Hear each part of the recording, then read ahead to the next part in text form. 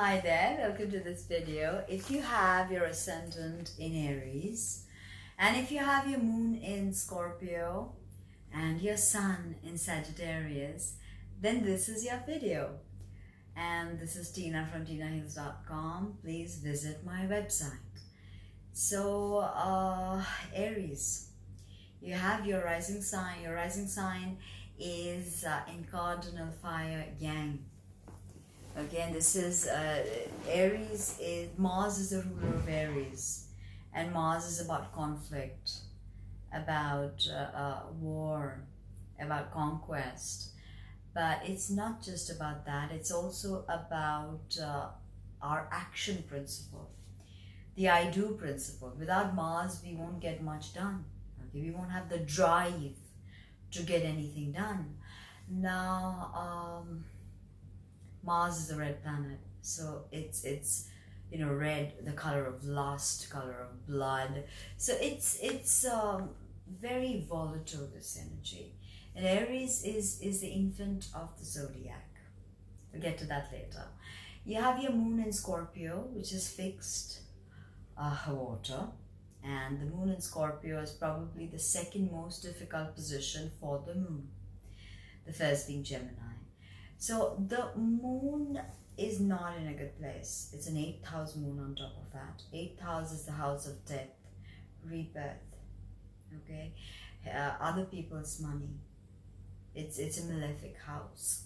3, 6, 8, and 12 are malefic houses. So you have your moon there. More on that. Your sun is in Sag, and this is a brilliant place for the sun. So you have your sun in a strong position. This is mutable and mutable fire.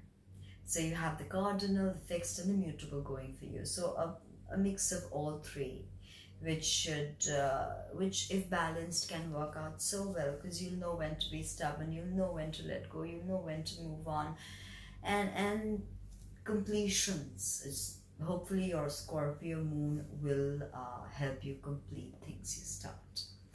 Now, the ascendant is the degree of the zodiac, rising on the eastern side of the horizon at the moment of your birth. And the sign on which it falls is your rising sign. And the rising sign is kind of like the Jungian mask we wear. It is how the world perceives us. It is our body, it's how we look. It is the sum total of our being in 3D. So when you walk into a room with your purposeful Aries stride and that dominant edgy look in your eyes, people can see you're a leader. Aries is archetype of the initiator, the pioneer, the starter of very many things.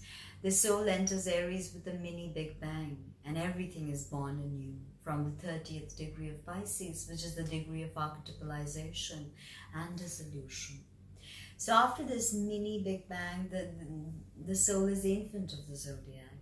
And infancy can be quite a challenging time, and all infants are selfish. So all Aries energy will have a streak of selfishness to this. So eminent astrologer Stephen Forrest says that the goal of Aries should be enlightened selfishness.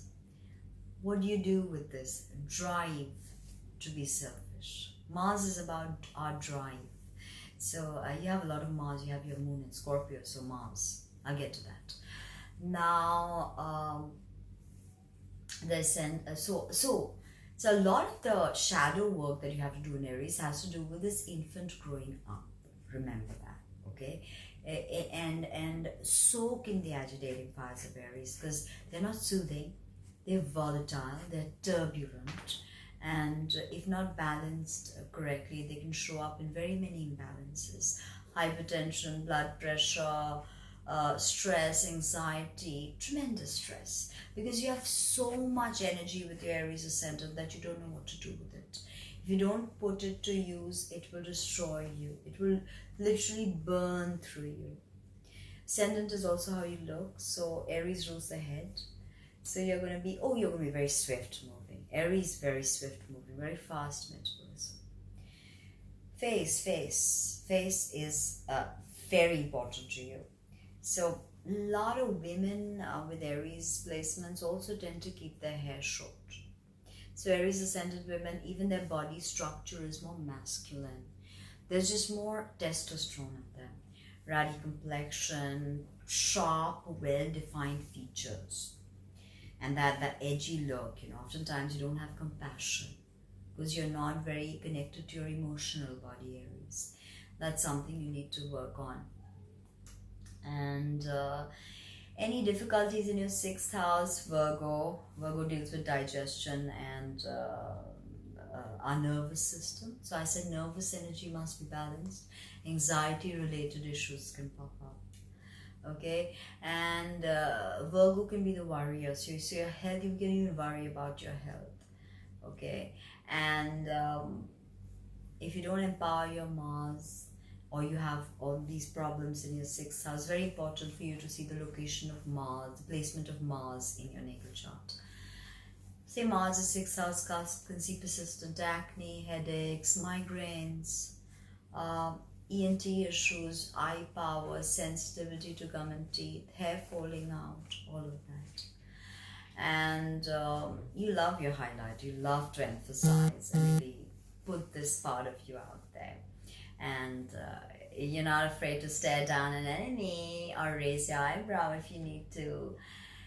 Now the moon is the very opposite of the ascendant. The moon is who we are when the Jungian mask comes off and no one is looking. It's how we emote, how we nurture, how we were nurtured, our mothers, our childhood, how we will be as mothers, our psychic perception, our ESP, our empathy, our compassion, our yin elements, our receptivity.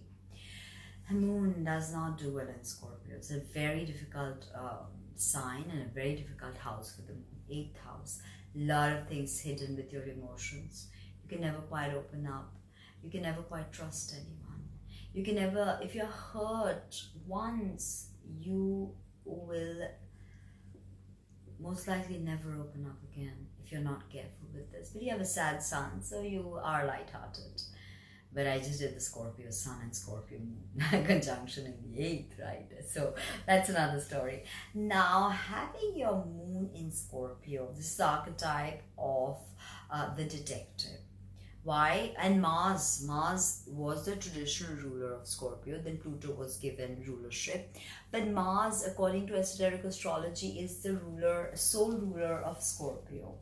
So you see how you have to master the lessons of Mars and what you desire and the selfish streak in you and how to balance everything. Not about balance.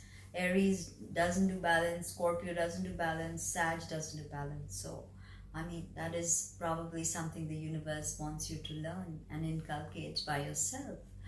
Now, you're definitely a person with a lot of secrets, and you can even get inheritance from your mother, or your mother may have even passed, or a mother figure may have passed. Very important. The moon in the 8th can be problematic. Okay, now the way you connect your mother, if it is a difficult moon, and it's a difficult moon, if there are difficult placements, then your mother may have been very controlling, ruthless, domineering, may have, if she was more enlightened, like the archetype of the eagle, then she was probably more into magic or occult. She could have been a tarot reader, a psychic. You're working with energy and the other world. This is Pluto's domain, the unconscious, psychologist, brilliant profession. But with Sag Sun, Sun is your father. It's your outward projection of your internal key. It's your goals, your ambitions. Sun and Sag is brilliant, and here you just wanna shine, and Sag is archetype of the philosopher.